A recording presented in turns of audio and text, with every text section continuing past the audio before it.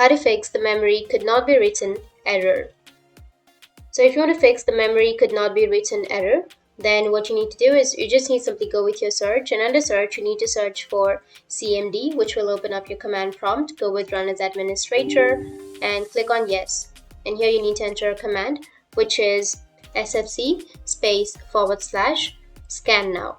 And now hit the enter. Once you hit the enter, then it might just take a few minutes, like 4 to 5 minutes, to scan your whole computer. Once it scans, then your problem might be fixed. And once you've done with the scanning, then the other thing you need to do is just go with your search again, and you need to search for Windows Memory Diagnostic. Click on it, and here you will have restart now and check for problems. So you just need to simply click on restart. So you need to save your work and close any open programs before restarting.